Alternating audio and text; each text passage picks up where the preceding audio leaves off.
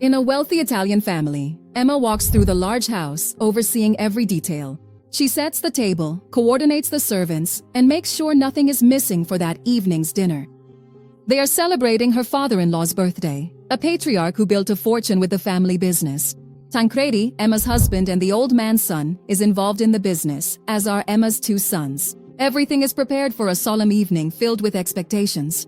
Hours later, the grandparents arrive.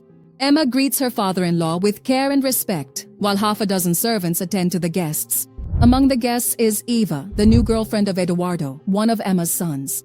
The young woman converses naturally and is well regarded by the family amid the formality of the gathering. The atmosphere is cordial, but beneath it, a pivotal moment can be sensed. At the end of the meal, a maid appears with a small cake. The old man thanks them for the gesture, stands up, and decides to speak. After a brief pause, he announces that Tancredi will succeed him in the company and assures everyone that he will not disappoint. He then adds that Eduardo will also be a successor because two men are needed to run the company. The room falls silent and the tension rises. The announcement draws mixed reactions. Many doubt that Eduardo is ready.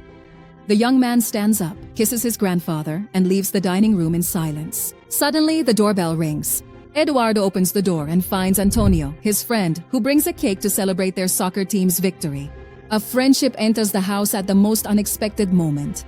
In the hallway, Emma is heading to her room when Eduardo stops her. He introduces Antonio as a friend and the son of a restaurant owner.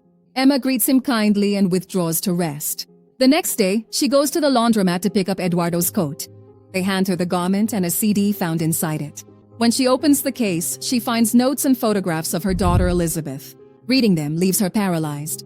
The notes reveal that Elizabeth ended a years-long relationship with her boyfriend. She discovered that she likes a woman and didn't know who to tell, so she told her brother first.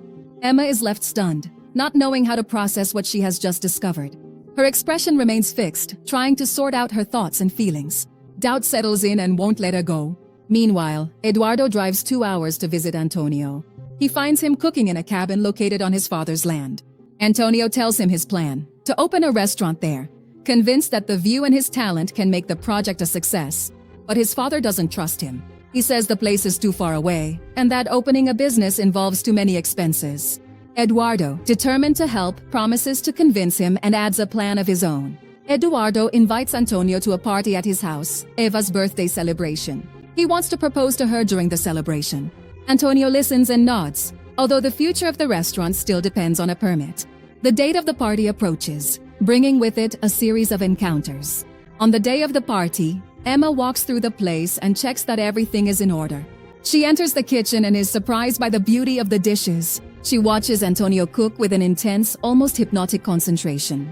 The scene captivates her. Eduardo appears and snaps her out of her trance. He introduces them again, and the celebration is about to begin. A spark is lit. A few days later, Tancredi tells Emma that Eduardo spent too much on the party. She replies that she thinks the young couple will get married because he seems very excited about Eva.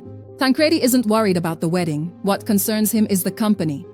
He claims that Eduardo is not ready and that the company needs changes in order to expand and endure. Emma listens to him in silence. The business direction puts pressure on the family. Several weeks later, Emma visits Antonio's father's restaurant.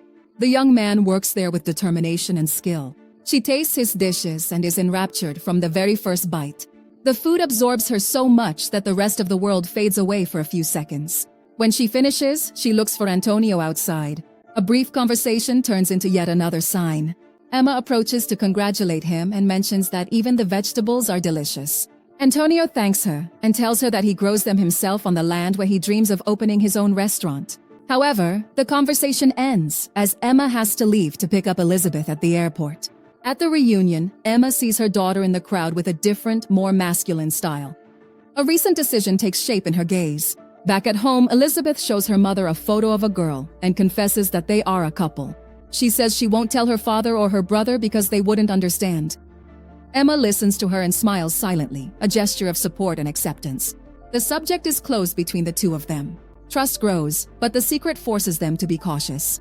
Later, while walking around the city, Emma sees Antonio in the distance. She follows him discreetly, moving through the crowd as if she doesn't want to be seen. Suddenly, he turns around and almost catches her. Emma takes refuge in the first shop she finds and grabs a photography art book to blend in. She returns to the street with the book still in her hands, and fate brings them together. She bumps into Antonio. He greets her and asks what she's doing. She replies that she's just out for a walk. Antonio takes the opportunity to ask her to come with him to see the place where he plans to open the restaurant. They arrive at the site and Emma is charmed by the surroundings, the view, and the quiet of the landscape. Without realizing it, she leaves the book in Antonio's car. An object is left behind as a trace. Next time, Antonio is working at the restaurant and hopes to be able to return the book to her. He is anxious to see her. When Emma appears in the kitchen, the two of them suddenly draw close. They kiss passionately, as if they had been waiting for that moment. At that moment, the door opens and everything hangs by a thread. Eduardo enters the kitchen to talk to Antonio and almost catches them. Luckily for them, he only sees Antonio, who is visibly tense. Eduardo greets him enthusiastically and tells him that he convinced his father to sell part of the land.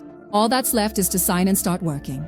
The project is flourishing, but another truth trembles beneath the surface. Upon hearing the news, Antonio becomes serious.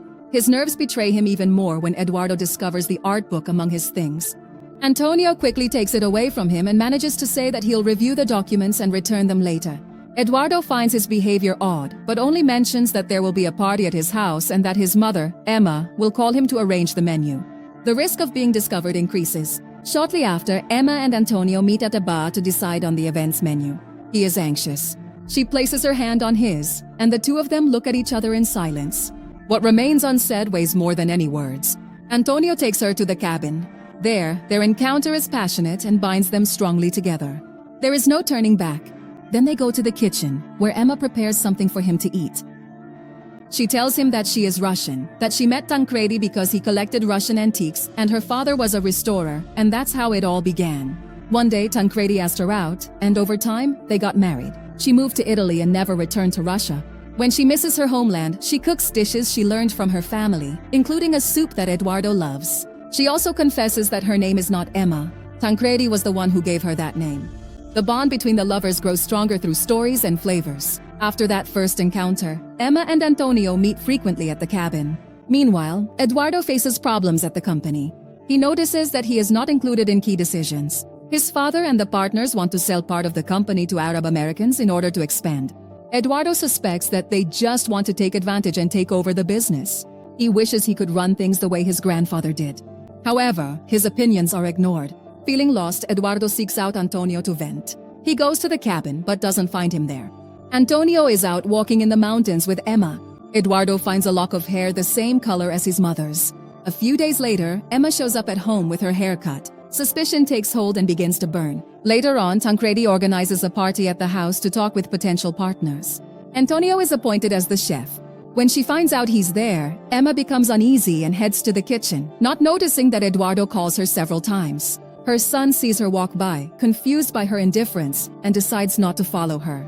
In the kitchen, a quick decision binds them together. Emma and Antonio kiss in secret. She tells him she's delighted that the main course is Eduardo's favorite soup, the same one she taught him to make. Then, she leaves with her heart racing. Dinner time arrives. Everything seems in order, but the taste will reveal an uncomfortable truth. Eduardo is served his soup. He immediately recognizes the taste, the texture, the memory of a dish only his mother knows how to make. In an instant, the pieces fall into place. The hair in the cabin, the book found in the kitchen, the time his mother spends away from home. Eduardo stands up and thanks Emma in Russian. The table breaks into silence. Emma follows him out to the garden, by the pool. They speak in Russian. She tries to explain herself. He replies that to him, she is dead. Emma touches his shoulder, trying to hold him back. Eduardo jerks away abruptly, loses his balance, and hits his head against a concrete wall. His body falls into the water and Emma's scream calls the family. In the next scene, the family attends the funeral. Eduardo has died from a trauma that caused internal bleeding. Everyone is devastated. Emma seems dazed while the others receive condolences. In a moment of inattention, she slips away to the cathedral and stands staring at the horizon, motionless. Emptiness surrounds her. Suddenly, Tancredi appears. He puts a coat on her, hugs her, and tells her they can't lose their heads, that they must get through the loss together. Emma gently but firmly rejects him. He steps away, and the silence between them grows. Emma looks inside herself and makes a decision. With a clear voice, she confesses to Tancredi that she loves Antonio. The blow comes at the most fragile moment. Tancredi approaches, takes off her coat, and spits out that she no longer exists for him. Emma is left alone in the cathedral, sustained only by her determination. The break is complete. Emma runs home. She packs her bags with the help of the maid. In the living room, her husband, her children, and her daughter-in-law watch her move back and forth. She changes her clothes, comes downstairs barefoot, and stops in front of her children. The decision can no longer be undone. Elizabeth cries, but she understands what she sees in her mother's eyes. Amid the silence, Eva signals to the family and reveals that she is pregnant. The news draws everyone's attention. When Elizabeth turns to look for Emma, her mother is already gone. The house is left with an announcement and an absence. In the final scene, Emma is in a cave with Antonio. She has changed both her setting and her path. The story arrives at a new beginning, sustained by risk and desire,